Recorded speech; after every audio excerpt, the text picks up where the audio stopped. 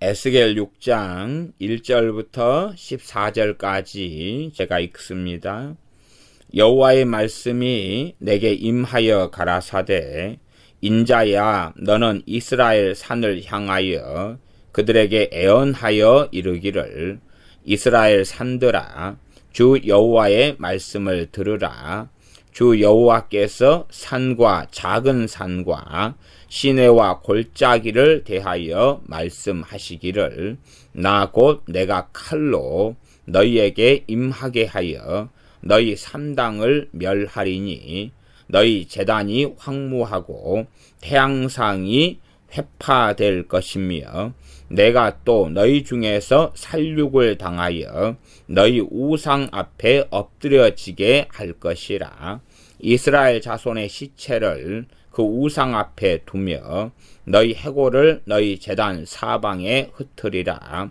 내가 너희 거하는 모든 성읍으로 사막이 되며 산당으로 황무하게 하리니 이는 너희 제단이 깨어지고 황폐하며 너희 우상들이 깨어져 없어지며 너희 태양상들이 찍히며 너희 만든 것이 다 패하며 또 너희 중에서 살육을 당하여 엎드러지게 하여 너희로 나를 여호와인 줄 알게 하려 함이니라. 그러나 너희가 열방에 흩어질 때에 내가 너희 중에서 칼을 피하여 이방 중에 남아있는 자가 있게 할지라. 너희 중 피한 자가 사로잡혀 이방인 중에 있어서 나를 기억하되 그들이 음란한 마음으로 나를 떠나고 음란한 눈으로 우상을 섬겨 나로 근심케 한 것을 기억하고 스스로 한탄하리니 이는 그 모든 가증한 일로 악을 행하였음이라. 그때에야 그들이 나를 여호와인 줄 알리라. 내가 이런 재앙을 그들에게 내리겠다 한 말이 헛되지 아니하니라. 주 여호와께서 가라사대 너는 손뼉을 치고 발을 구르며 말할지어다. 오호라 이스라엘 족속이 모든 가증한 악을 행함으로 필경 칼과 기근과 온역에 망하되 먼데 있는 자는 온역에 죽고 가까운 데 있는 자는 칼에 엎드려지고 남아있어 애워싸인 자는 기근에 죽으리라. 이같이 내 진노를 그들에게 이룬즉 그 살육당한 시체가 그 우상 사이에 제단 사방에 각 높은 고개에 모든 산 꼭대기에 모든 푸른 나무 아래에 무성한 상수리 나무 아래 곧 그 우상에게 분향하던 곳에 있으리니 너희가 나를 여호와인 줄 알리라. 내가 내 손을 그들의 위에 펴서 그 거하는 온 땅 곧 광야에서부터 디블라까지 처량하고 황무하게 하리니 그들이 나를 여호와인 줄 알리라. 아멘. 하나님께서 이 이스라엘 유다 이 유다를 심판하시는 이야기가 계속하여서 이어집니다. 6장 1절에 여호와의 말씀이 내게 임하여 가라사대 다시금 여호와의 말씀이 이 에스겔 선지자에게 임했다라고 말씀합니다. 이게 성경의 에스겔 선지자의 애언의 방식, 하나님께 말씀을 받는 방식이 실상은 꽤 여러 종류가 있다는 것을 알 수가 있습니다. 전능하신 아버지 하나님께서 이렇게 이르노라 말하노라 그 말씀을 들은 다음에 말씀을 전하는 또한 듣는 그런 양상이 있고 또 앞에 3장 이런 말씀처럼 성령님께서 주의 신이신 성령님께서 말씀하시고 이를 듣는 양상이 있고 또 여기서 6장 1절 같은 경우는 여호와의 말씀이 에스겔 선지자에게 임하여 가라사대 이렇게 나옵니다. 여호와께서 가라사대 이런 방식이 아니라 여호와의 말씀이 내게 임하여 가라사대 이렇게 하는 방식이 있다. 이까지만 보고 6장 2절 인자야 너는 이스라엘 산을 향하여 산은 복수로 보아서 산들 이렇게 말하면 맞지요. 우리나라의 번역이나 해석은 단수 복수 개념이 약하기 때문에 우리 혹은 우리들 둘 다 쓰는 것처럼 이렇게 또 독자라도 자기 부모한테 이야기할 때는 우리 아버지, 우리 엄마 뭐 이렇게 사용하지요. 이런 좀 개념상의 한글적인 부분에 있어서의 뭐 단점이라 말하기는 그렇지만은 좀 논리적이지 않은 측면들은 좀 많이 있습니다. 이스라엘 산들을 향하여 그들에게 애언하여 이르기를. 그러니까 산들을 향하여서 애언하라. 그 말은 산들을 향하여 한 애언. 어차피 이제 사람들 향하여 애언을 해도 사람들은 안 듣는 거고 강팍한 거고 그 다음에 포로에 잡혀있는 사람들에 대하여 하는 것은 이스라엘은 예루살렘의 멸망이나 심판이나 진노는 어떻게 해? 그건 정해진 것이고 그 악인이든 의인이든지 간에 각 개인에 대한 권면이고 개인에 대한 경고고 개인에 대한 말씀이다 그 말이에요. 포로 잡혀왔던 이스라엘 유다 사람들이 악인이든 의인이든 말씀을 듣고 하나님 앞에 바르게 살아가는 그런 것하고 하나님께서 이 이스라엘 민족 이제 지금은 이스라엘이 멸망하고 유다가 돼서 성경에도 유다를 하나님께서 이스라엘로 통칭해서 사용하는 부분이 아주 많다 그랬습니다. 그런 의미에서 이러한 하나님의 백성 선민인 이스라엘, 이 이스라엘을 심판하시는 것, 공동체적으로 전체로 심판하시는 것은 에스겔 선지자가 말씀을 잘 전해가지고 말씀을 듣는 사람이 잘 받아들이고 회개가 일어난다 그래서 이건 다시 그 심판이 없어지거나 이런 측면은 전혀 아닙니다. 아니고 악인이나 의인에게 전해서 그들이 살고 죽느냐는 이제 각 개인의 문제고 하나님과 일대일의 관계상의 문제에서 그런 이야기를 하고 있었던 것입니다. 여기서는 이제 이 하나님의 백성 선민인 이스라엘, 선민인 유다에 대한 그들의 죄로 인한 하나님의 엄정한 심판을 하나님께서는 명시하시고 그 다음에 변개치 않는 이 심판에 대하여서 하나님은 명백하게 계속하여 더 자세히 반복적으로 말씀하고 계시고 있습니다. 그게 6장의 말씀입니다. 그래서 사람에 대한 애언보다는 너는 이스라엘 산들을 향하여 그들에게 애언하라. 그들은 뭡니까? 산들에게 애언하라. 그 말이 산들에게 애언하라. 땅을 향하여 애언하라. 뭐 이런 게 되겠지요. 이르기를 이스라엘 산들아 주 여호와의 말씀을 들으라. 주 여호와께서 산과 작은 산과 시내와 골짜기를 대하여 말씀하시기를. 이게 산, 그다음 작은 산은 우리 식으로 한다면 언덕들을 이야기하는 것이 되겠습니다. 산은 좀 높은 산들, 작은 산은 언덕들, 그다음 시내와 골짜기에 대하여 말씀하시기를. 나 곧 내가 칼로 너희에게 임하게 하여 너희 산당을 멸하리니. 이 이스라엘 족속들은 끊임없이 성전에서 성소에서 제사를 지내고 그러면서도 성소를 더럽게 했고 성소에 심지어 우상까지 세우고 종교 다원주의나 혼합주의를 끊임없이 끌고 들어왔습니다. 그리고 또한 그들이 거주하는 이 각 산이나 장소마다 뭘 세워왔냐 하면 산당을 세워왔습니다. 우리가 열왕기 상하나 역대 상하 같은 걸 보면 성경은 계속하여 산당에 대하여 지적하고 있는 걸 봅니다. 그들이 산당을 폐하지 않았다.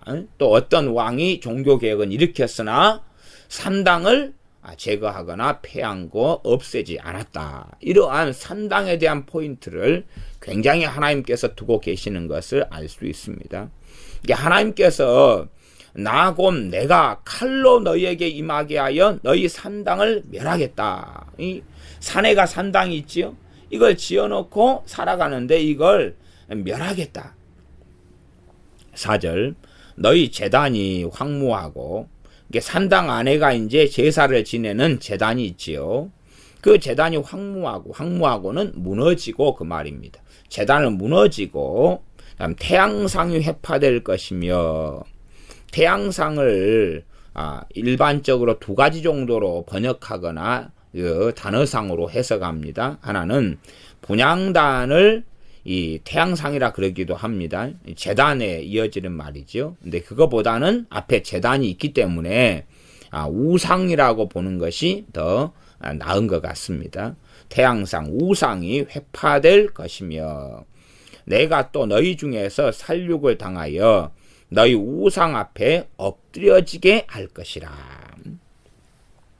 이 산당의 무서운 것은 뭐냐? 또 하나님께서는 산당을 세우지 말라고 말씀하시고, 예루살렘에 성전을 짓고 이 성전의 성소에서만 하나님께 제사하고 섬기라고 하신 이유가 있습니다. 그것은 각기 자기 자의적으로 산당을 세우고 거기에서 하나님을 예배하면 좋을 것 같으나, 그러나 그렇게 할 때에 그들은 말씀을 벗어나게 됩니다.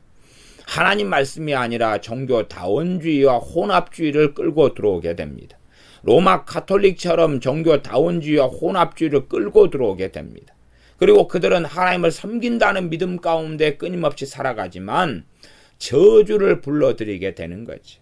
실제로 수녀들이 행하고 신부들이 행하는 그러한 로마 가톨릭의 것들을 보면 심각한 이런 저주와 오류 가운데 있는 것을 봅니다.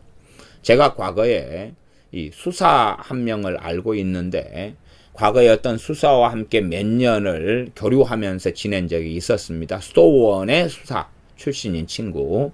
근데 그 친구가 저는 수도원에서 젊은 시절을 막 보내고 하니까 제 상식적으로는 성경을 그래도 몇 독은 하고 성경의 내용들은 좀 알겠지, 그렇게 생각하고 대화를 몇 년을 교류하면서 해왔는데, 유감스럽게 수도원에서 뭐 했는지는 몰라. 수도원의 수사란 말이 수사. 그런데 성경을 전혀 모르더라 그 말이. 성경에 그런 게 있는 내용도 모르고. 그래서 나는 그래도 천주교의 기괴함 정도는 알고 있었어도, 제가 옛날 이야기니까 한 20년 전의 이야기입니다. 천주교의 이상함과는 전혀 다른 종교, 타 종교 같은 다른 하나님을 믿는 그런 삶이라는 건 알고 있었지만, 그러나 정말로 수도원에서 말씀 연구만 하고 살아간다는 수도사가 어떻게 성경을 전혀 모를 수 있느냐, 그런 것을 경험하고 참 생각보다 더 황당하다, 이런 것을 경험을 했었습니다. 실제로 이 로마 가톨릭이 자기들만의 이제 제단을 세우고, 산당 같은 거죠. 자기들만의 이러한 교회를 세우고, 그렇게 변질돼 갔던 것입니다. 끊임없이 로마의 이 다신교를 받아들이고, 그런 해석으로 성경을 해석하고, 그런 관점에서 마리아를 숭배하고 마리아를 세우고, 그런 관점에서 성인들을 불러들이고, 그런 관점에서 뼈다귀들을 모으기 시작하고, 그래서 과거에 사도들 같은 경우는 로마 가톨릭 천주교 시기로 한다면 3도 6부의 괴물이 되는 것입니다. 왜냐하면 도마 같은 경우만 해도 도마 사도의 뼈다귀라고 주장하는 것이 너무 많은 거지요. 너무 많으니까 도마 사도는 몸을 몇 개를 가지고 움직인 사람이 되는 거예요. 마태도 그렇고, 누가 요한 사도의 무릎 정강이 뼈, 그 정강이 뼈만 해도 어떨 때는 수십 개가 나오니까, 여기 어느 가톨릭 교회 성당에서 정강이 뼈를 가지고 있고, 그 정강이 뼈를 저기도 가지고 있고 합치니까 17개가 나오고, 도대체가 진짜는 뭐냐? 다 진짜라고 믿고 그 뼈다귀에 절하고 만지고 숭배하고 그걸 통하여 성결함을 얻는다고 주장하고 이런 등등의 기괴한 삶을 로마 가톨릭이 살아갑니다. 각 전통 있는 이 성당 같은 경우는 성물의 가장 기본적인 것으로 자기들이 성인으로 추정하거나 존경하는 사람들 뼈다귀를 갖다 놓고, 그것을 숭배하고 그것 앞에 절하고 기도하는 그런 것이야 아마 세상 사람들이 알면 기겁을 하고 쓰러질 것 같습니다. 자기 조상뼈니까 절한다. 이러한 기본적인 이 우상숭배보다도 가톨릭이 하는 우상숭배는 훨씬 더 무섭습니다. 더 기괴하고 이상합니다. 지난 시간에 말씀을 전했다시피 그런 거죠. 이 산당을 세워가면서 이스라엘은, 유다는 말씀을 벗어나게 되어집니다. 산당을 세워가면서 자기만의 이상하고 기괴한 하나님을 만들기 시작합니다. 그래서 제가 우리 한국 교회에도 참 무서운 게 뭐냐 하면 자기만의 하나님을 만들어가는 기도 생활, 그게 참 위험한 것입니다. 새로운 산당을 만드는 것과 비슷한 것입니다. 잘못된 가르침을 하면서 하나님 앞에 어느 기도나 다 해라. 뭐 토설기도 있잖아요. 그런 것처럼 어느 기도나 다 하면 하나님이 다 받아준다.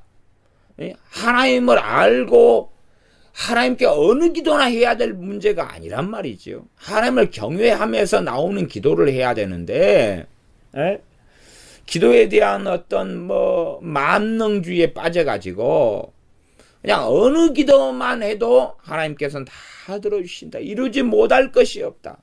이렇게 주장하는 이 허구적인 이야기. 우리가 친구끼리 대화하더라도 그러다가 이제 명절이 되어서 어른을 모시고 어른하고 대화할 때 친구들이 대화하는 것처럼 무슨 이야기나 할 수 있는 게 아니잖아요. 친구끼리 나누었던 대화가 죄된 대화가 아니라 그래도 어른들에게 아뢰고 대화할 수 있는 내용이 아닌 것도 사실은 많이 있다 그런 말이에요. 그렇게 구분을 지어야 되는 거예요. 그게 당연한 예의고 상식이 있는 사람인 거예요. 회사에서 같이 자기 팀원들하고 대화하고 이야기하고 논의하던 것에서 이제 회장님이 오셨다. 그럼 회장님에게 이야기할 때 되면 거기에서 더 가려가지고 더 주의하고 조심하는 가운데 이야기를 해야 된다 그 말이에요. 그러지 회장님이 왔는데 자기 친구처럼 동료처럼 자기 부하 직원처럼 아무 말이나 짓거려도 된다고 생각하는 그런 대화를 한다면 그 직원이 어떻게 회사 생활을 정상적으로 더 해나갈 수 있겠느냐는 것입니다. 전능하신 하나님께 기도를 하는데 아무 소리나 짓거려 가지고 된다고 생각하는 사람들은 참으로 어리석고 바보 같은 것입니다. 차라리 하나님 앞에서 머물러 침묵하는 게 그런 것보다 10배가 나으려면 낫다는 이야기입니다.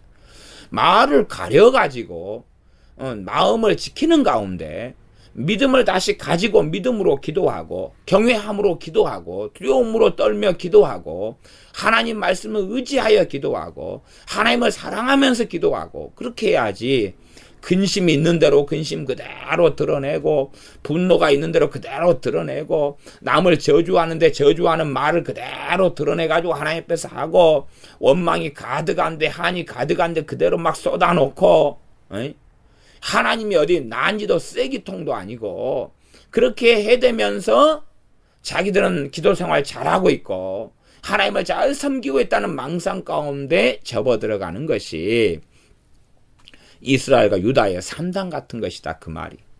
이 무서운 것입니다. 기도 생활을 해 나가더라도 이제 정돈하고 잡아야 되는 것입니다. 우리나라는 과거 한 1980년도까지는 그래도 성령님의 역사하심이 강했습니다.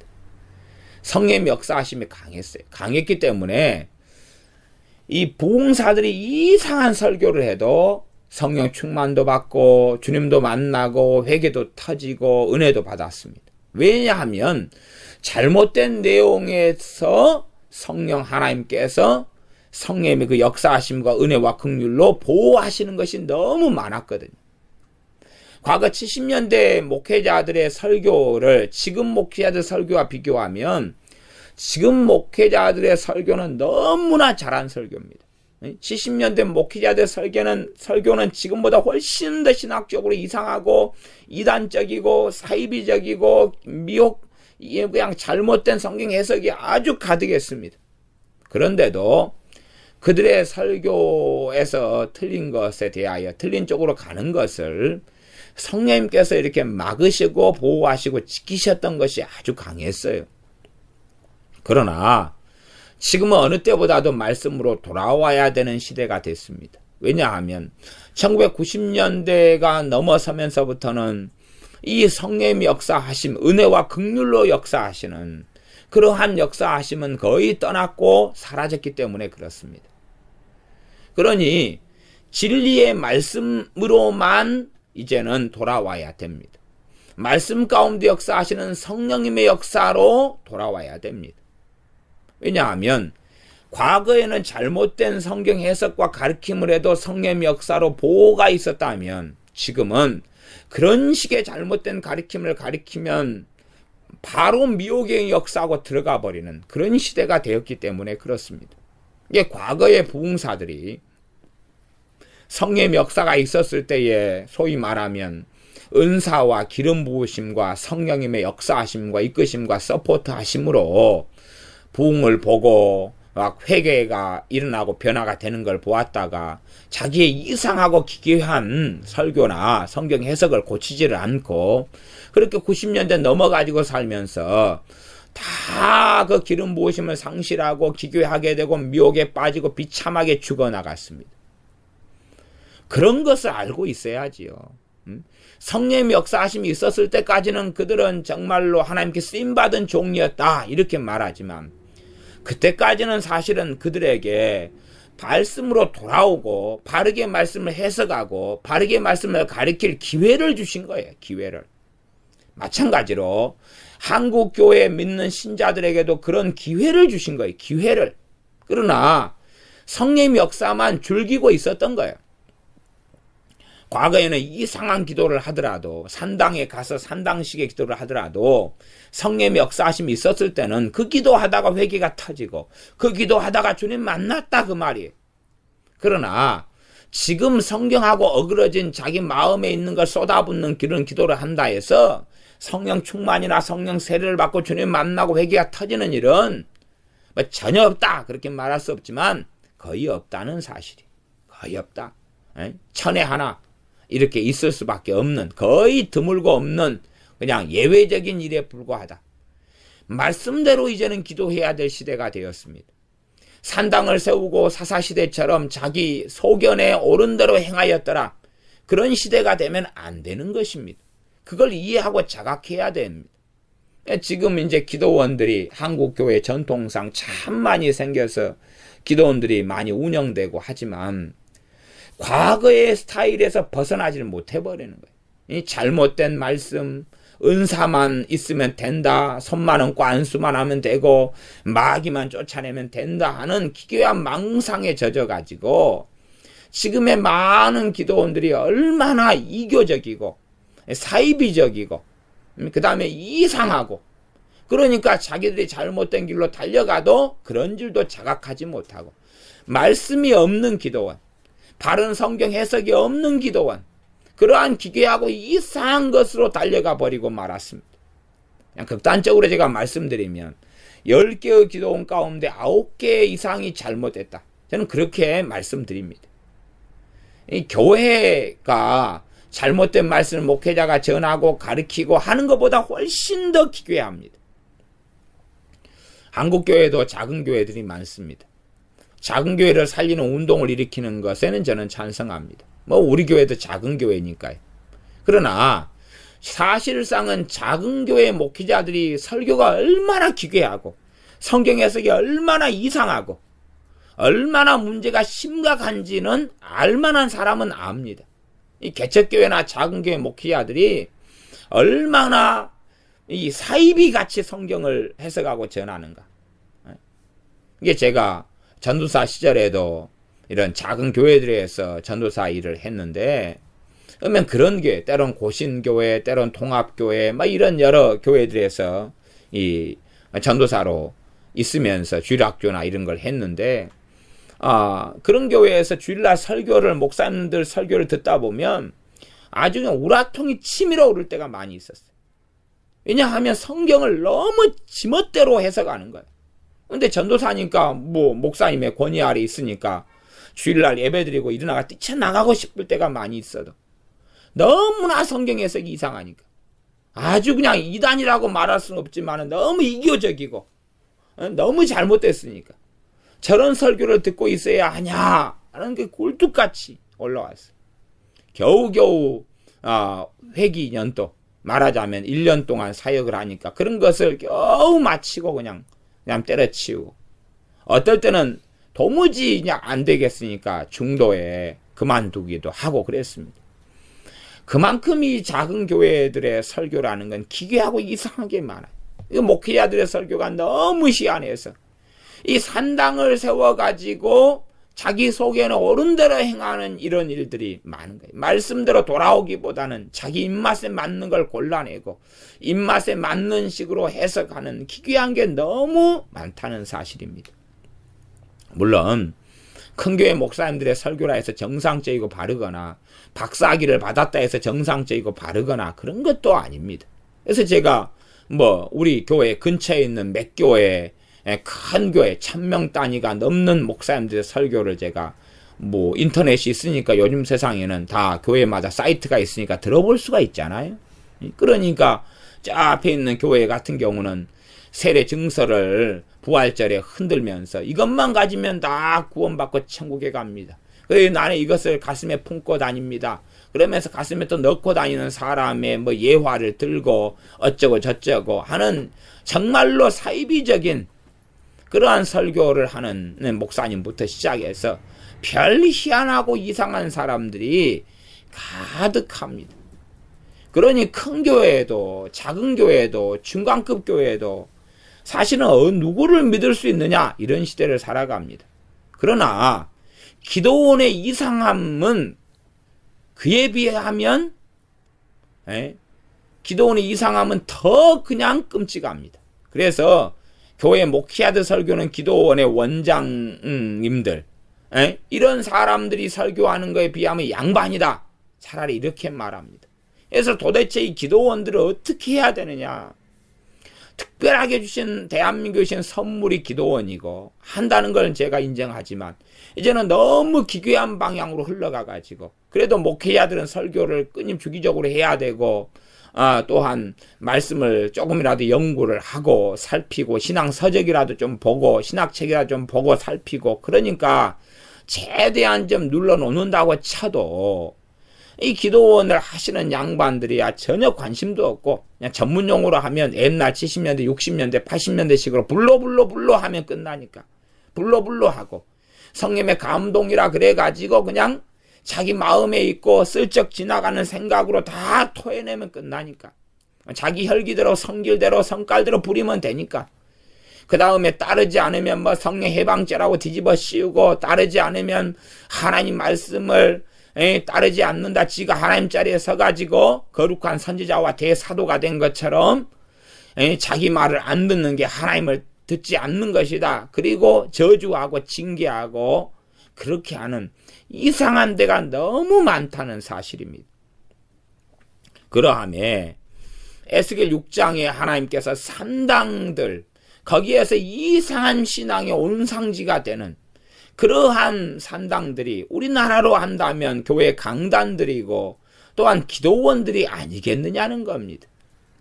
이제 어디까지 흘러가고 어떻게 되겠느냐. 한국 교회에 대하여 하나님께서는 이 산당을 무너뜨리고 해파시키는 식으로 하나님은 심판하시지 않겠는가 하는 것도 우리는 꼭 생각해야 됩니다. 그러니까 과거에 이스라엘과 유다에 벌어졌던 일이 역사를 반복하면서 사실상 교회에 벌어져 왔던 일이라는 것을 기억을 해야 됩니다. 로마 가톨릭이 저렇게 강성하고 크고 11억 명이 넘는 이 지구상 70억, 72억의 인구 가운데 이 11억, 12억 혹은 그 이상이 되는 인구가 지옥으로 떨어지고 있는데 그들에 대하여 하나님은 진노하시는 방식이 도대체 무엇일까? 하나님의 진노는 무엇일까? 그것은 저는 그렇게 생각합니다. 그들이 그 미혹에서 나오지 않게 하는 것. 그들이 그 미혹 속에 빠져서 영원한 멸망으로 가르도록 놔두시는 것. 이것이 하나님의 가장 큰 진노다. 이렇게 저는 보기도 합니다. 그래서 이러한 이 산당을 세우는 것에서 하나님이 금지하셨다. 물론 지금의 교회를 개척하고 세우는 것을 금지하신다 이런 건 아닙니다. 아니지만 산당을 금지하셨다는 것을 우리는 뭘로 이해해야 되냐 그러면 정말 말씀으로 돌아와야 된다. 정말로 말씀으로 돌아와야 된다. 말씀 안에서의 성령님의 역사 속에 돌아와야 된다. 그러지 자기가 느끼는 거, 자기가 체험하는 게 다 말씀을 통하여 합리화시키는 그런 이야기가 아니라는 것입니다. 사람들은 다 자기만 선지자고 자기만 사도고 자기만 기름 부음 받은 자고 자기에게 뭔가 조금만 있어도 놀라운 계시가 임한 거고 남에게 그런 일이 있으면 아무것도 아니고 다 그렇게 흘러가는 거죠. 제가 대한민국의 70년대, 80년대까지 이야기를 했습니다. 저야 70년대 중반부터 교회를 다니기 시작했던 사람이니까 그리고 이제 기도원 생활을 저는 연도상으로는 79년인가 80년대부터 기도원 일을 다니기 시작했습니다. 왜냐하면 저희 집에서 자랐던 이 사촌 누나가 기도원 대부흥의 시대에 있었던 이런 기도원에서 전도사님 사모님에게 시집을 갔거든요. 그래서 저희 집에서 자랐던 사촌 누나가 이 기도원 그 당시 우리 여수인데 여수에서 유일한 기도원 하나밖에 없는 기도원 그 다음에 그 부흥의 모태가 됐던 기도원에서 사역을 하셨거든요.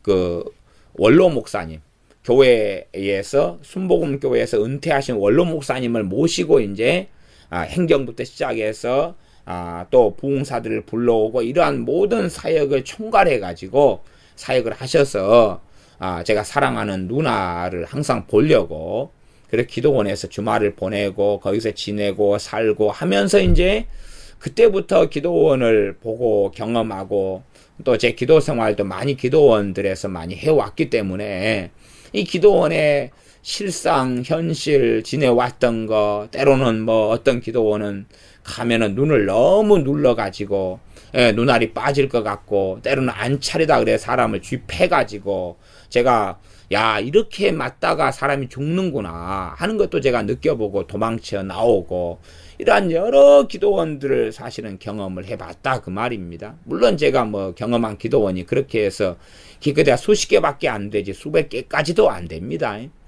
그러나 실상은 이제 직간접적으로 그 말고 제가 직접 다닌 기도원들은 그거밖에 안 될지라도 직간접적으로 더 많은 기도원들을 보잖아요. 그 다음에 실제로 기도원 원장님들을 만나기도 하고 어떤 사람들에게는 당신은 절대 기도원을 한다고 말하는데 제가 하지 말아라.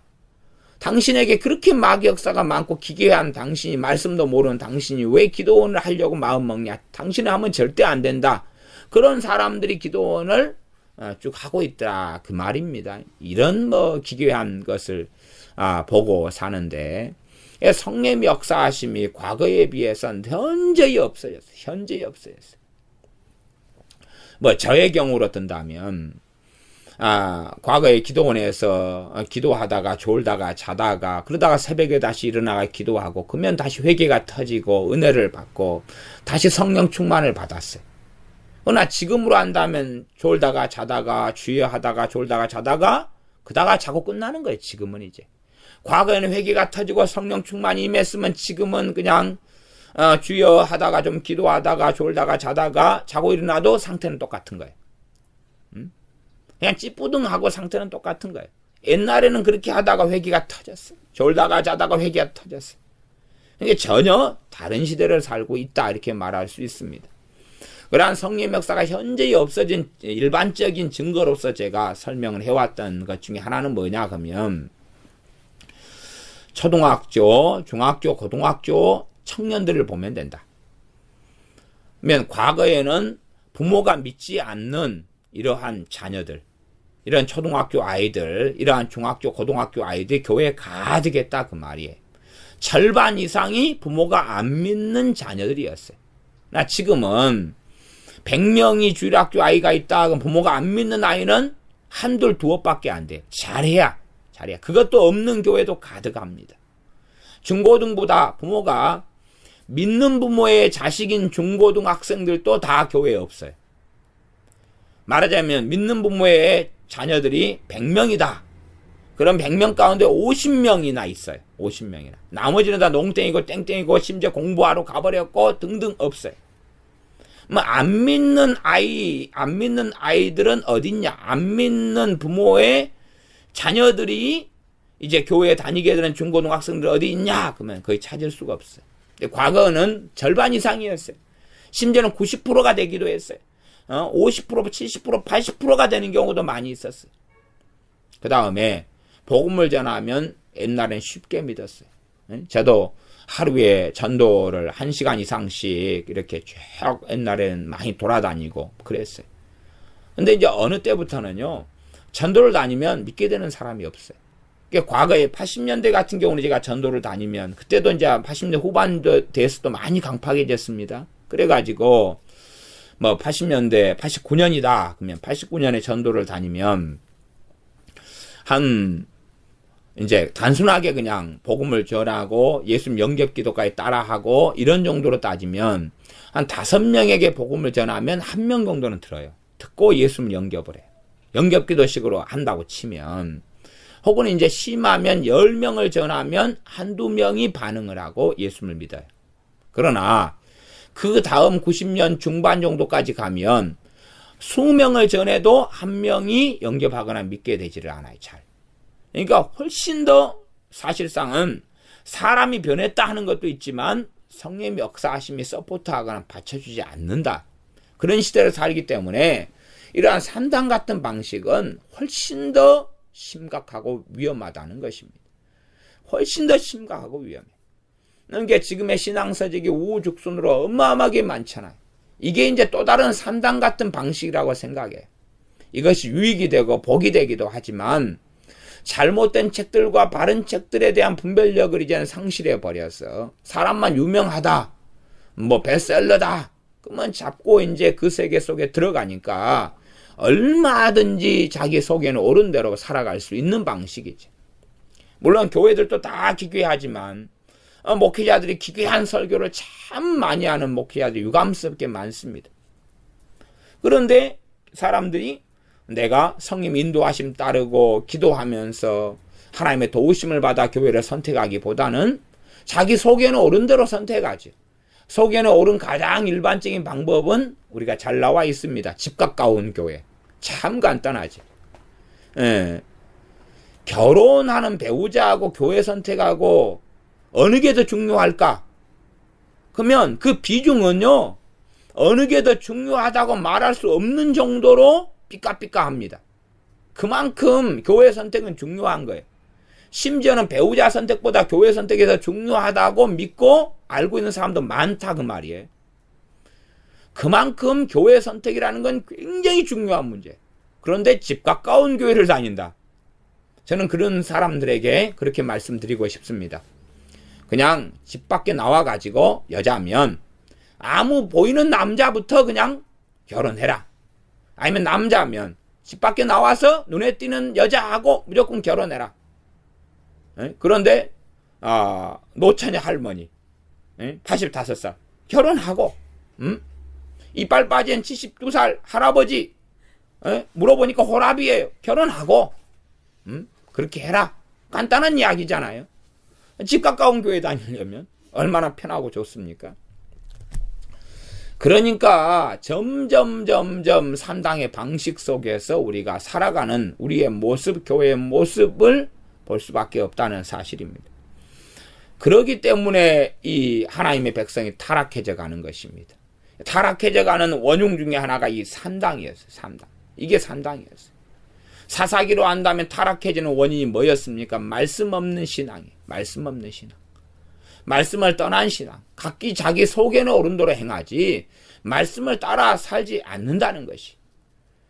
이제는 성령 역사 약해진 시대고 없어져가는 시대일수록 하나님 말씀의 중요성은 훨씬 더합니다. 훨씬 더 66권의 중요성은 훨씬 더 더합니다.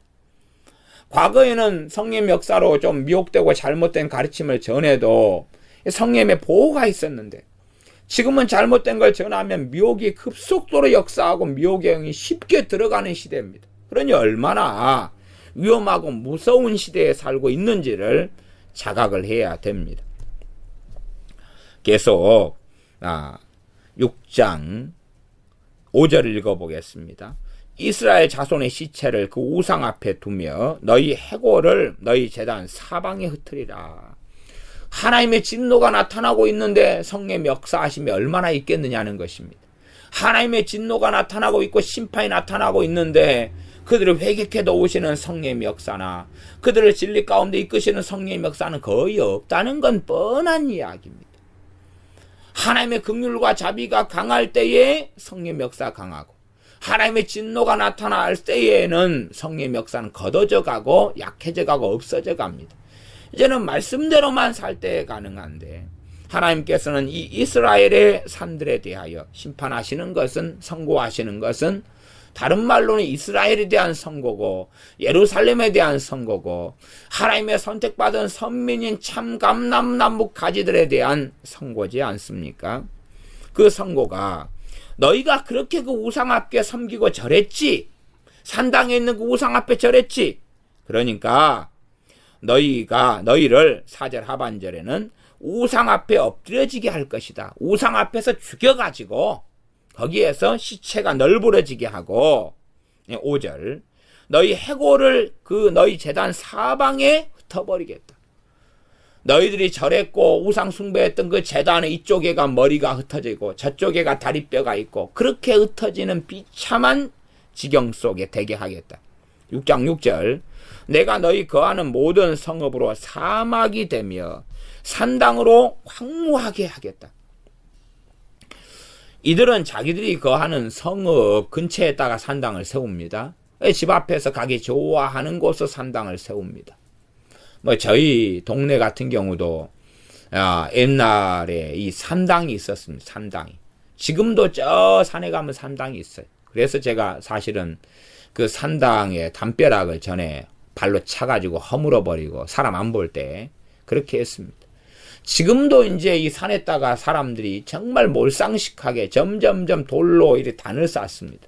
그래서 저도 이 취미생활 중에 하나가 산에 다니면서 돌담을 허무는 일, 아주 그냥 높게 이렇게 쌓아놓으면 그걸 이제 저 키보다 크니까 힘으로 그냥 밀어가지고 사람도 안 볼 때 해야지 볼 때 하면 덕을 안 세웁니다. 근데 이 산에 그냥 돌담을 많이 비는 공든탑을 계속 세워나가면 산이 더러워지거든요. 산을 막이게 바치는 일이 되기 때문에 또한 그걸 지나다닐 때 하나님을 안 섬기는 사람은 종교성이 발동해가지고 빌고 기도하기 시작합니다. 그렇게 되니까 점점 이 산이 더러워지고 우상숭배가 심해져 갑니다. 근데 우리 동네 산들 같은 경우는 갈수록 이게 심화되는 걸 봐요. 옛날에는 세우지 않던 이 돌담들을 지금은 굉장히 많이 세웁니다. 그러면 야 정말로 영적인 상황이 심각해졌다 이걸 봅니다. 이게 과거에는 산들에 이렇게 그 돌담들 돌을 밑에 깔고 그 위에 쌓고 쌓는 돌담들이 없었거든요. 제가 옛날부터 등산을 종종 다니고 살아보니까 우리 여수에 있는 산들이다 그러면 제가 많이 다니잖아요. 근데 옛날에는 이런 일이 거의 없었어요. 근데 지금은요 희한하게 장소들마다 곳곳마다 돌담들을 어마어마하게 쌓는 어마어마하게 쌓. 그러니까 제가 한번 허물어뜨리고 한 번 산에 허물어뜨릴 때 한 20개 정도 돌담을 허물거든요. 큰 것부터 작은 것까지. 그러면 한 5일 뒤에 가면 또다시 수복이 돼 있어요.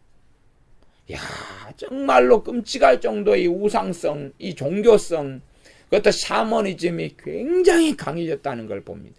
시대가 완전히 달라진 것 이런 것을 저는 경험합니다.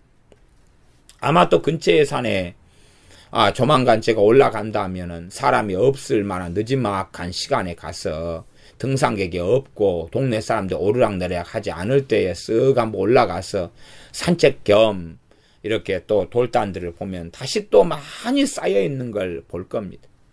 그러니까 그런 것을 우리 시로 한다면 여수시에서 주관해가지고 돌담을 쌓고요.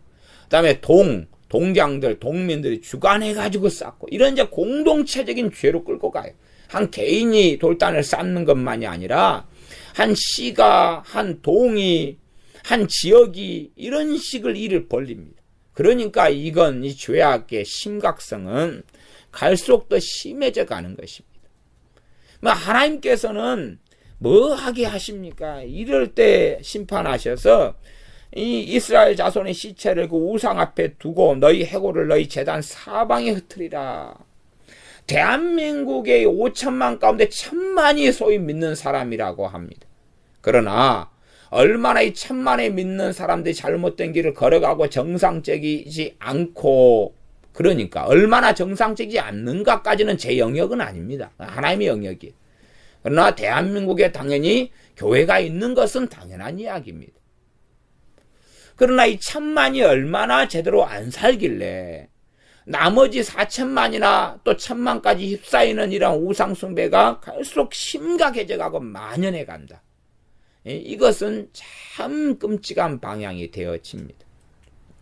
물론 과거에 있어 왔던 손 비비고 집 앞에 물밥을 해놓고 이것은 이제 거의 없어졌다, 이런 또 장점은 있습니다. 그러나 전반적인 또 다른 양상의 우상숭배는 심해져 가고 있는 게 사실입니다. 옛날에 비해서 제사 같은 것도 많이 없어졌습니다. 그건 참 좋은 일이죠. 그러나 다른 방면에서 우상숭배성은 또한 많아졌다는 것입니다. 그래서 이스라엘에게 행하시는 하나님은 불변하시는 하나님이시고 동일하게 하나님은 심판하시는 하나님이시다는 것을 우리는 기억해야 됩니다. 6장 6절, 내가 너희 거하는 모든 성읍으로 사막이 되며 산당으로 황무하게 하리니 이는 너희 제단이 깨어지고 황폐하며 너희 우상들이 깨어져 없어지며 너희 태양상들이 찍히며 너희 만든 것이 다 패하며 또 너희 중에서 살육을 당하여 엎드려지게 하여 너희로 나를 여호와인 줄 알게 하려 함이니라.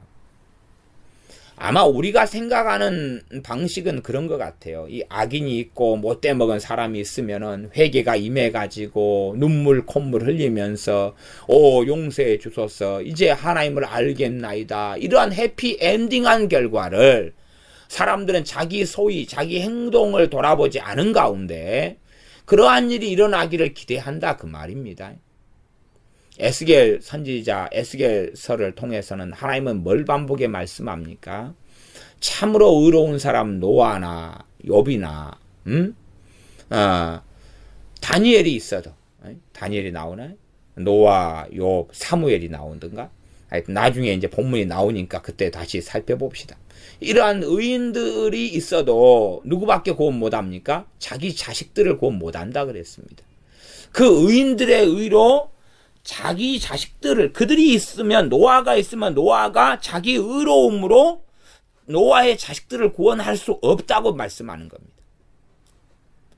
말하자면 내 의로움으로, 내 기도로 내 자식을 못 살린다고 하나님은 선언하고 계시는 거예요.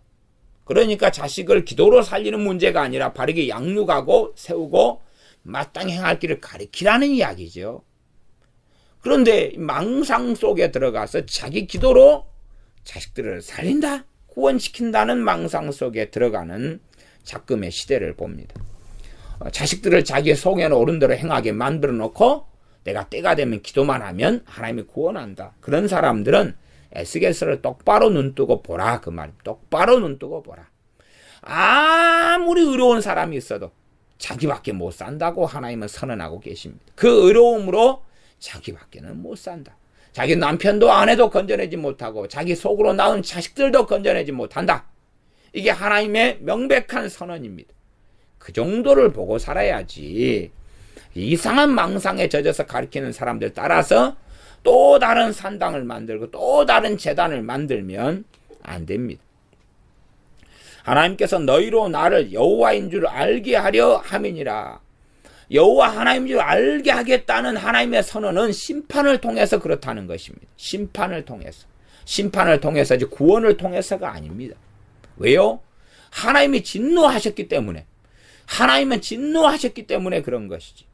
그러지 야 끝까지 참아주고 끝까지 용서해주고 내가 알아서 다 때 되면 구원해 주리라, 그런 식으로 믿고 아니라고 태만하게 시간을 보내는 소위 믿는다고 하는 사람들이나 소위 과거에 믿었던 사람들, 이런 사람들이 아주 많습니다. 태만하게 살아가는 거죠. 안일하게 살아가는 거죠. 아니라고 태만하게. 또 극단적으로 하나님이 당신을 택하셨으니까 당신 자식들도 택한 것입니다. 그러니 당신 자식들도 때가 되면 다 구원받을 것입니다. 그게 맞으면 유럽교회가 왜 저렇게 됐겠어요? 교회가 가득 찼었는데 유럽교회가 왜 그렇게 됐겠어요? 이상한 세계 속에서 망상 속에 살아갑니다. 산당을 지어가면 거기에서 열매를 거두는 거예요. 우상을 세워가면 거기에서 열매를 거두는 것이. 제단을 세워가면 무슨 제단요? 말씀을 벗어난 이상하고 기괴한 제단을 만들어가면, 그러면 이들이 산당을 세워가지고 거기서 여호와 하나님을 안 찾았겠습니까? 찾았지요. 무엇으로요? 샤머니즘적으로 말씀을 벗어난 주술식으로, 또한 종교다원주의식으로 찾았다 그 말이에요. 그러니까 성경의 하나님보다는 자기들이 만든 하나님, 자기들이 믿고 싶은 하나님인 거예요. 우리 주님에 대하여 예스맨으로 만듭니다. 우리 주님은 항상 사랑했고, 우리 주님은 항상 사람들을 환호했고, 죄인들의 친구다, 모든 사람을 거절하지 않았고, 모든 사람이 요구에 예스했고, 주님은 항상 헌신했고, 주님은 항상 고난받으면서 사람들의 죄짐을 짊어졌고, 성경에서 자기 입맛에 맞는 예수님에 대한 말씀만 몇 구절 뽑아가지고 아주 기괴한 예수님을 만듭니다. 주님께서 헤롯을 끌어안았습니까? 주님께서 바리새인들을 끌어안았습니까? 주님께서 서기관들을 끌어안았습니까? 주님께서 대제사장들을 끌어안았습니까? 주님께서 모든 사람을 끌어안았습니까? 그런 적이 어디가 있습니까? 주님께서 예스 하고 살았습니까? 그런 적이 어디가 있습니까? 참으로 기괴한 예수님을 만들어가지고 자기가 믿고 싶은 예수님 있잖아요. 자기 중심적인 예수님. 내가 우리 주 예수 그리스도의 중심의 신앙생활을 해야 되는데 예수님의 모습을, 하나님의 모습을 나 중심적인, 내가 지구상의 중심인 것처럼 나 중심적인 하나님으로 만들고 나 중심적인 예수님으로 만들어가지고 그렇게 예수님을 믿고 섬긴다고 기도하고 예배한다는 것입니다. 그러한 자기식의 재단을 만들어가지고 갈수록 이제는 살아나가는 것이 많습니다. 그러니 소위 말하면 자칭 사도와 자칭 선지자가 얼마나 교회 안에 만연했냐 그 말입니다. 너무나 교회 안에 만연해서 이제는 자기 혼자 그냥 가정에서 예배드리는 사람들은 너무나 많습니다. 환경상 그럴 수밖에 없는 경우들을 저는 인정합니다. 환경상 그럴 수밖에 없는 걸 인정합니다. 그러나 그렇지 않은 사람들도 너무나 많습니다. 자기만의 하나님, 자기만의 성경, 자기만의 이상한 걸 세워서 무엇으로 들어갑니까? 자기의로 들어가는 거예요. 자기의. 나는 옳아. 다른 교회들은 다 틀렸어. 심지어는 자기 의 속으로 들어가는 교회도 많지요. 이건 잘못된 방식인데 우리 교회는 바른 말씀이 있고 우리 교회만 옳아. 우리 교회만 깨끗해. 우리 목사님만 깨끗하고 우리 목사님만 바른 말씀을 전해. 이런 걸로 흘러가 보면 이것도 자기만의 이상한 재단을 세우는 것입니다. 그렇게 말하면 성령님은 자기 목사님한테만 있고 자기 교회만 계시는 거예요. 주님은 자기 교회에만 있고 자기 목사님한테만 주님이 계시는 거예요. 이것이 또 다른 이단이고 또 다른 사이비의 길을 걷는 것이라는 것을 알고 있어야 됩니다.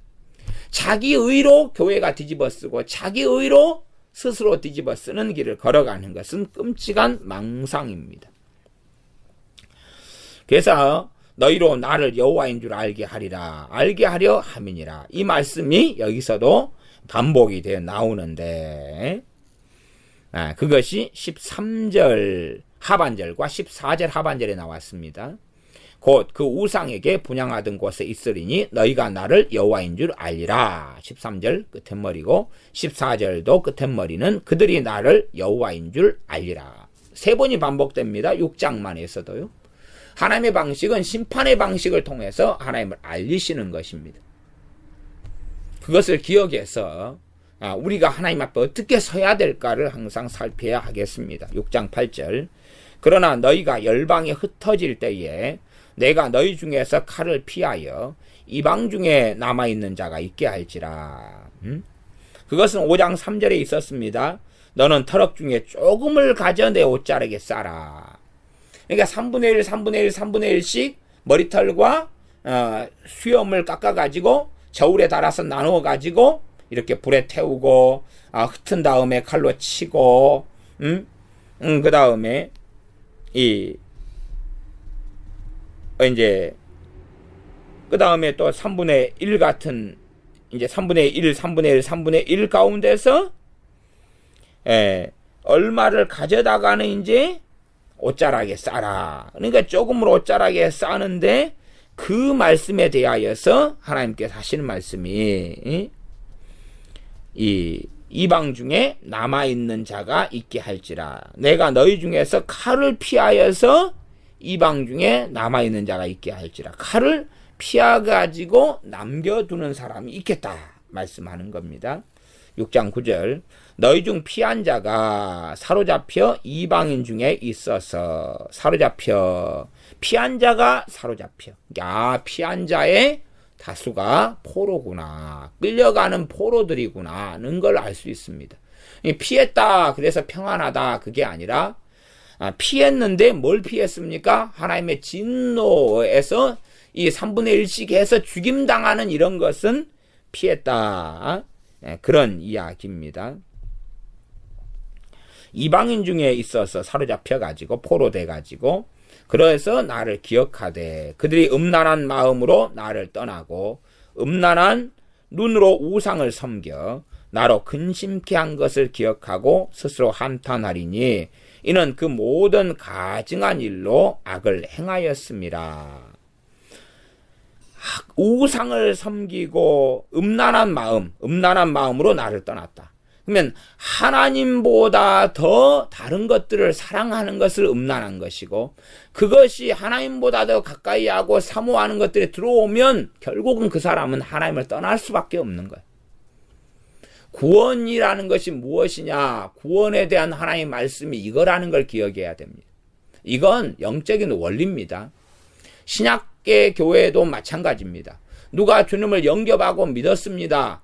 그러나 그가 요한 1서 말씀으로 한다면 세상을 사랑하면 하나님의 사랑이 그 속에 있지 않다 하는 선언과 말씀처럼 그가 음란한 마음으로 세상을 자꾸 받아들이면 어느 때까지는 하나님의 자녀고 백성이다 그 말이에요. 그러나 어느 때가 지나면 그건 하나님의 소가 아니고 하나님만이 아시는 거겠죠. 정확히는. 그런데 이제 하나님께서는 너희가 나를 떠났다고 보신다 그 말이에요. 배교자로 보신다 그 말이에요. 주님을 배신한 사람으로 보신다. 주님을 부인한 사람으로 본다 그 말입니다. 이게 음란한 마음으로 하나님을 떠나는 것은 과정을 통해 이루어지지만은 어느 때가 되면 메네메네 대겔 우바르신 하는 것처럼 저울대에 달려서 이제 미달되는 것처럼 그렇게 판결이 나게 될 것입니다. 그것은 당연히 하나님만이 행하시는 일입니다. 그래서 음란한 마음으로 점점 이제 세상이 들어오고 죄가 들어오고 주님보다 더 사랑하는 것들이 점점 들어오면서 그 사람은 하나님을 떠나게 됩니다. 이것이 영적인 원리입니다. 영적인 원리예요. 주님을 만나면은 그냥 일순간에 변화돼 버리고 그건 소설 쓰는 것이고요. 그런 소설이 된다면 성경에서 끊임없이 교회에게 경계하고 경고하고 말씀하고 책망할 이유가 없겠죠. 신약 성경이라도요. 음란한 눈으로 우상을 섬겨 하나님의 음란한 마음으로 떠나고 마음에서 죄를 짓는 것이 근원적인 겁니다. 그렇게 해서 이제 음란한 눈을 가지고 우상을 섬기는 거예요. 눈으로 뭘 바라보고 살아가느냐. 그리고 우상이 들어오게 되고 섬기게 되는 것입니다. 돈을 섬기고 명예를 섬기고 사람을 섬기고 정욕을 섬기고 별의별 것들로 이제 섬기고 살아갑니다. 나로 근심케 한 것을 기억하고 이 소수가 살아남아 가지고 정말로 이러한 죄를 통하여 하나님을 근심케 했구나. 하나님을 근심케 했구나. 이게 성경은 하나님을 기쁘시게 해라. 하나님을 기쁘시게 해라고 말씀합니다. 하나님을 근심케 하지 말아라. 또한 신약 성경은 성령님을 근심케 하지 말아라. 왜? 성령님께서는 바로 하나님이시기 때문에 그러합니다. 삼위의 하나님으로 삼일체 하나님으로 전능하신 하나님께서는 존재하십니다. 나로 근심케 한 걸 기억하고 스스로 한탄하리니 이는 그 모든 가증한 일로 악을 행하였음이니라. 그렇게 자기들이 해왔고 자기의 자녀들이 해왔고, 자신의 부모들이 해왔고, 자신의 민족과 가족들이 해왔고, 자신의 조상들이 해왔다는 사실입니다. 10절, 그때야 그들이 나를 여호와인 줄 알리라. 여기가 한번 또 나왔네요. 4번. 내가 이런 재앙을 그들에게 내리겠다 한 말이 헛되지 아니하니라. 정말로 하나님은 공의로우시다 그 말입니다. 받을만 했기 때문에 받았다는 것이지, 그러지 하나님이 너무 하십니다가 아니었다는 이야기입니다. 다시 말하면 5장 10절로 돌아가면, 너희 중에서 아비가 아들을 잡아먹고 또한 아들이 아버지를 잡아먹게 되리라. 이 시체를 뜯어먹고 아니면 죽여가지고 잡아먹고, 이러한 하나님의 심판에 대하여 너무합니다가 아니라 당연합니다. 그럴 수밖에 없었습니다 한다는 사실입니다.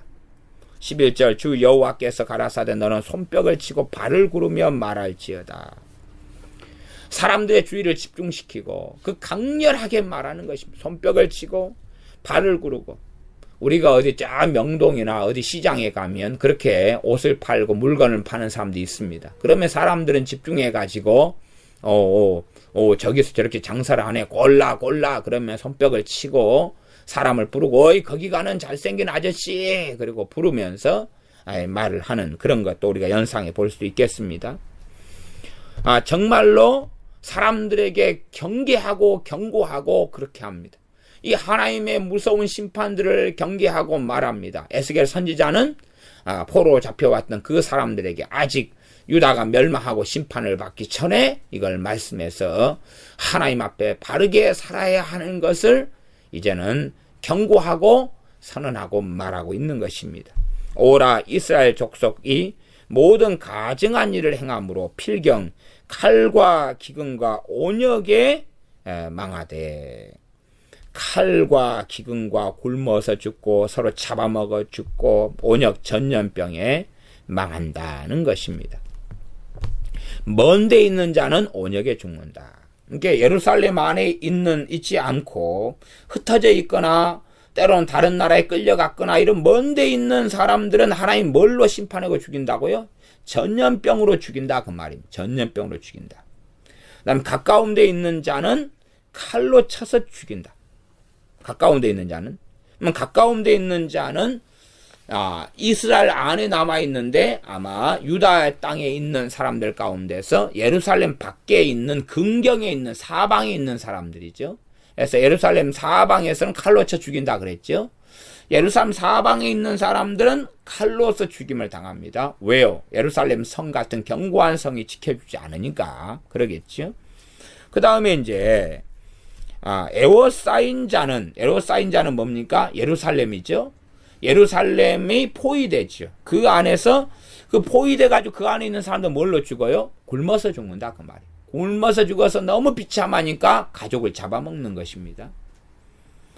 기근에 죽으리라. 굶어서 죽는다 그 말이에요. 하나님께서 먼 데 있는 사람은 전염병으로 죽이고, 그런 말씀을 이제 더 자세하게 지금 말씀해 주고 있습니다. 앞에는 3분의 1, 3분의 1이 이건 성읍 안에서 불살라라. 이 성읍 안에 불살리는 것은 거기서 굶어 죽는 거겠죠. 5장 2절로 돌아가면. 그 다음에 터럭 3분의 1은 가지고 성읍 사방에서 칼로 쳐라. 또 3분의 1은 바람에 흩어서 그들을 따라 칼을 빼리라. 이렇게 3분의 1, 3분의 1, 3분의 1이 나오죠. 근데 그것이 이제 먼 데 있는 사람은 온역, 전염병으로 죽이겠다. 역병으로 죽이겠다. 가까운 데 있는 자는 사방에선 칼로 더 쳐 죽이겠다. 남아서 에워싸인 자는 기근에 죽여. 그래서 3분의 1, 3분의 1, 3분의 1 다 죽여요. 근데 그 중에서 조금을 옷자락에 싸게 남겨두라는 것입니다. 조금이 살아남는다는 이야기예요. 이스라엘 백성이 당시의 인구로서는 뭐 몇백만인지는 모르겠습니다. 200만 될런지 300만 될런지 근데 그 중에 대다수는 다 죽어 나간다. 절대 다수는 다 죽는다 그 말이에요. 그 가운데 조금만 살아남아요. 12절 하반절, 이같이 내 진노를 그들에게 이룬즉 13절, 그 살육당한 시체가 그 우상 사이에 제단 사방에 각 높은 고개에 모든 산 꼭대기에 모든 푸른 나무 아래에 무성한 상수리 나무 아래 곧 그 우상에게 분향하던 곳에 있으리니 너희가 나를 여호와인 줄 알리라. 야, 이 이스라엘이, 이 유다가 이 하나님의 백성의 신앙과 믿음이 어그러진 원흉 가운데 심각한 게 뭐냐? 하나님 6장을 통해서 산당을 이야기하고 있고 우상을 이야기하고 있는 것입니다. 그래서 우상 사이에 제단 사방에 그다음 강 높은 고개에 모든 산 꼭대기에 푸른 나무 아래, 왜? 거기에서 전부 다 우상 숭배했기 때문에, 거기에서 하나님을 믿는다고 하면서, 꼭 로마 가톨릭이 하나님을 믿는다고 하면서 사실은 마리아 찬가를 부르고 마리아를 경배하고 마리아에게 기도하고 그러면서 하나님을 믿고 하나님께 기도한다고 생각하고 묵주 염주를 돌려대고 이런 기괴한 것들을 행해 나간다는 것입니다. 그렇게 하지만 자기들은 하나님을 잘 섬기고 있다고 믿고 있는 것이지. 그러한 양상의 것이 이제 우리 개신교 안에도 심각하게 많이 만연돼서 들어왔다 하는 이야기를 했습니다. 그러니 이러한 산당의 방식이 무너져야 되고, 다시금 우리는 종교 개혁자들이 말했던 대로 말씀으로 돌아와야 됩니다. 오직 성경으로 어느 때보다 돌아와야 될 시대고, 어느 때보다 말씀을 사랑해야 될 시대고, 어느 때보다 말씀을 시편 119편의 말씀대로 깨닫게 해달라고 엎드리며 기도해야 될 시대다, 그 말이에요. 말씀을 어느 때보다 사랑해야 될 시대, 신앙서적보다 더, 때로는 어느 목회자들의 설교보다 더 말씀을 사랑해야 될 시대가 되었습니다. 14절, 내가 내 손을 그들의 위에 펴서 그 거하는 온 땅 곧 광야에서부터 디불라까지 처량하고 황무하게 하리니 그들이 나를 여호와인 줄 알리라. 광야는 남쪽 광야를 이야기합니다. 저기 이스라엘의 전체적인 땅에서 최고 아래쪽 남쪽 광야. 그다음 디불라는 어디냐? 그럼 북쪽 저 끝머리에 있는 곳입니다. 그래서 북쪽 디불라입니다.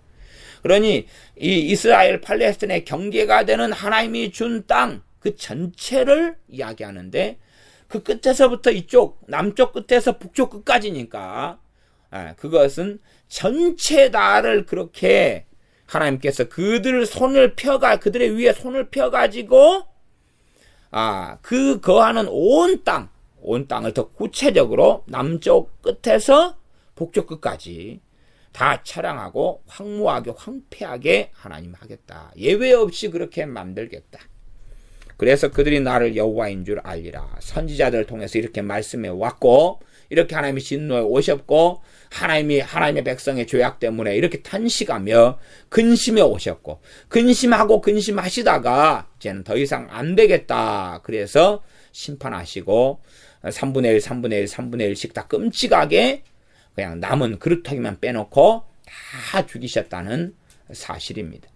왜냐하면 그렇게 하지 않으면 대를 이어서 자식을 낳을 거고, 대를 이어 낳은 자식들이 다 타락하고 다 멸망해서 계속하여 다 지옥에 갈 것 아닙니까? 그러니 끝장을 내야지요. 소수는 남겨놓고, 왜? 하나님의 언약이 있고 약속이 있으니까. 그러나 그 악한 대로 가만히 방치해두면 점점 번성하면서 다 지옥의 구렁텅이로 빠질 것 아닙니까? 그러지 어느 때가 되면 희망적이게도 회개하며 대부흥이 일어날 것이다. 그런 게 어디 있답니까?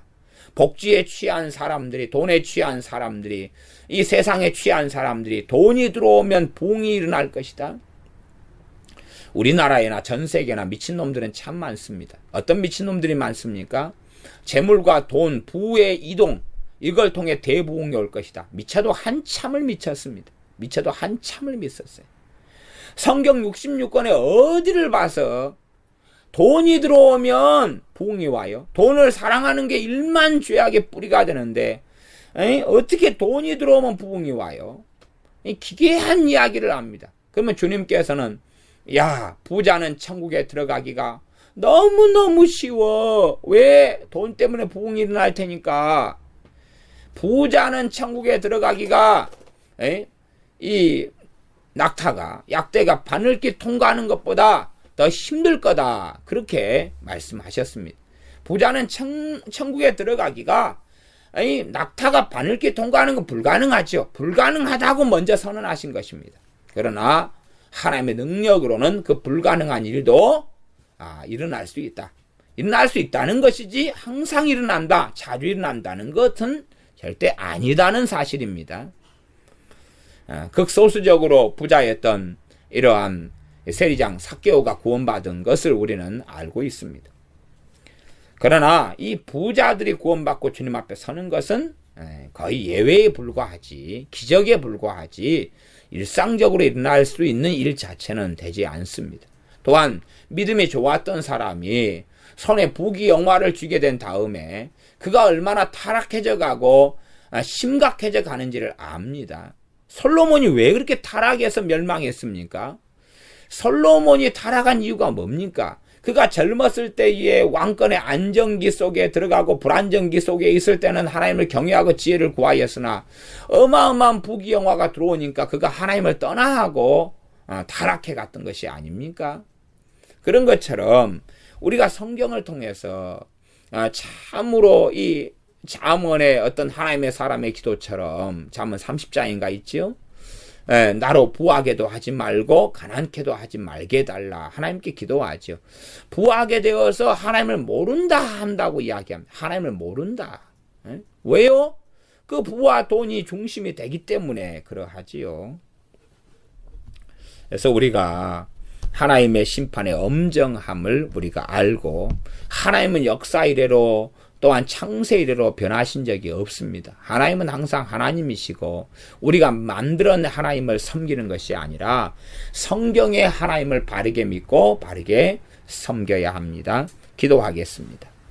아버지 하나님, 이스라엘이 자기만의 신앙, 성경을 벗어난 신앙으로 들어가서 산당을 스스로 세우고 그 안에 분향단을 세우고 그 안에 제단을 세우고 그 안에 하나님을 섬긴다고 하지만 우상들을 만들어내면서 때론 금송아지를 만들어서 여호와 하나님이십니다 저라고 경배하는 이 기괴한 신앙들, 자기 중심의 신앙들, 말씀을 벗어난 신앙들, 성경을 자기 마음대로 해석하고 조작하는 이러한 잘못된 신앙들로 걸어가는 이러한 어리석음 속에 빠져와서 하나님의 진노가 나타나고 임하였던 것을 봅니다. 하나님의 진노가 너무나 엄정하고 무서웠던 것을 우리가 간접적으로 성경을 통하여 봅니다. 그러므로 우리가 과거 이스라엘과 유다가 했던 방식을 따라서 우리만의 또 다른 산당을 지어서 우리가 믿고 싶은 하나님, 만들어낸 하나님, 이런 이상한 산당과